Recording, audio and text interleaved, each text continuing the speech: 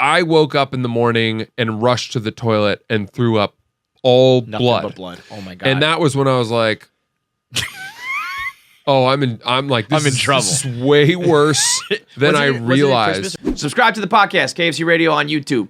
Bang. I think the funniest blog he ever wrote, I found out about like 6 months ago.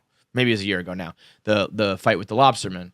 Oh, yeah. He went on, I think it was Shane. Yeah, Matt and Shane. Yeah. So he went on with Matt and Shane, and he told the story of when he got the shit beat out of him by a lobsterman in Maine. And you talk about this blog all the time. Well, the story. Yeah, so yeah. I hear him tell it, and he tells it so when you were like, so this guy is like 6'5" and really flexible. And Matt was like, how did you know he's flexible? He's like, you were like, because he kicked me in the face. Yeah. I'm 6'3". Because I think like the way the story read, like it was almost like Matt thought that you were on the ground getting kicked in the face. No. It was like I was standing up and got kicked in the face. That's how I know he was flexible. I would hurt myself trying to do that to someone. And I still remember he was wearing Carhartt pants. I'm like, those are so stiff. Like, how did he get his fucking boot to my chin? Dude, so he has me Getting dying in laughing. the face standing is incredible. crazy. It's scary. You're like, I go home. I mean, this is enough of this. Yeah, because most fights, 99% of fights are, you punch once, we wrestle. To get a boot to the face like the Undertaker, dude, it's like, I am in over my fucking head. It was really bad. The guy knocked me to the ground, and then I was on my hands and knees, and he stepped over my back and then grabbed my like coat hood and was swinging around my face, where like I was on my hands and knees. I couldn't like block because then I would have just fallen down. Yeah. And it just like there was no defending. No.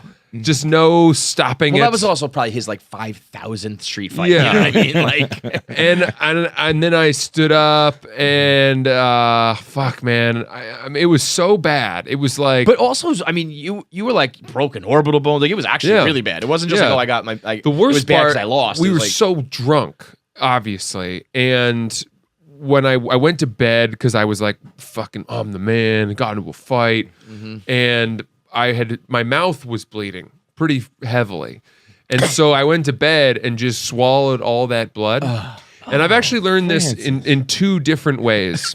That when your body swallows when a lot of blood collects in your stomach, your stomach can't digest blood. Right. And there's a reason for that. Your body has a natural process where if it feels and notices that there's blood collecting in your stomach, it typically means to the body that you have internal bleeding. Yeah. And so to alert you to that, it makes you nauseous and throw it up. Right.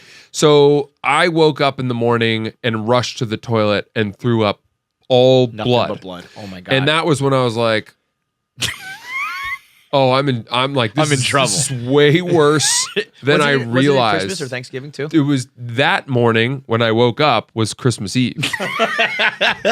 Christmas Eve. And I was like 6 a.m, 6:30, and that's you go to bed drunk. It's amazing how numbing alcohol is to like, pain. I'm like a little bit bruised up, but I'm okay.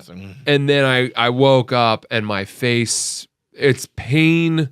Like someone is operating on you and there's no anesthesia. And I was like, fuck, I need to get home. So I got into the car, it was still dark, cold, Maine, drove 20 minutes home. What was that, like an apartment or a dorm or something? No, I was spending the night at my friend's house because he lived in the city of Portland and we were all drinking. So we just crashed there. And then I walked into the front door, Christmas Eve. My mom's cooking Christmas cookies. And you're just like... And the smell of that hit me in the face. The dogs came to greet me at the door. My mom... I would have just been weeping. My mom's like, you're home early? And then she saw my face and was just like, what happened? Yeah. And I had to tell her. And we had to go to get emergency dental surgery. Because the dentist isn't open on Christmas Eve. No. So you go to like this emergency dentist. You knocked your teeth out? I had, this one was completely loose. I had hairline fractures in my gums, which I didn't even know was a thing you could have. Good for him. Broken orbital bone. Yeah. Broken nose. And the nose healed and shut off the left nostril. That's my favorite part of the whole thing. Which I didn't know until I started doing cocaine years later, and I couldn't ever get it through the left nostril. I would try, and I'd be like, "What's wrong with me?" Didn't go in. What's wrong with me? Everyone's like, "Dude, you gotta switch nostrils. You gotta even it out. You're gonna blow a hole through one of them." You give the check, dude? And I'd be like, "I can't. I'm sniffing, but it's not Nothing's coming up. going in." The vacuum is clogged." That was my favorite part of the whole fucking story. Yeah. But this is all to say that I heard this, and this is funny enough, but go listen to on Matt and Shane when you hear it in its entirety. And I was like, this is one of the greatest stories I've ever heard in my life.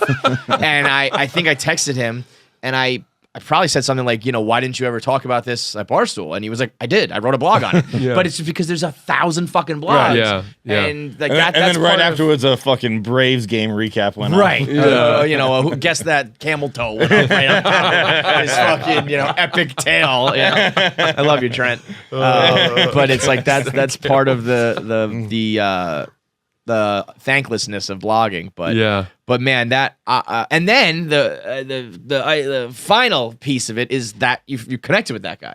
He heard you. Yeah. He read the blog and He read the DM'd you. blog. And was like, Yeah, and he Dude, was I like, was that was honestly, me. as you were telling that story, I was like, I'd love to catch up with that guy. And you guys were Once like, cool, right? He Once was you like, said sorry. fractured gums, I was Sure like, sounds like a Barstool fan, right? Sure But you sounds called me like the N-word while you was hitting me, too. Has a commenter handle. You actually are.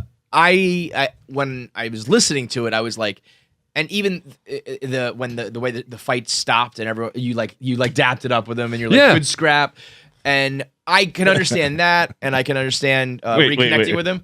But What did he say to good when you hitting him going good scrap? I don't think I said good scrap. I was like, wow, that was awesome. And he was like, yeah.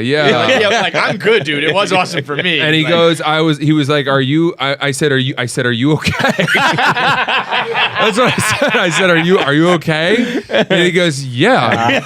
You didn't win, dude. My right hand hurts a little bit. Sweaty, a little Broken sweaty. knuckles, but Yeah, I'm out of breath a little, but.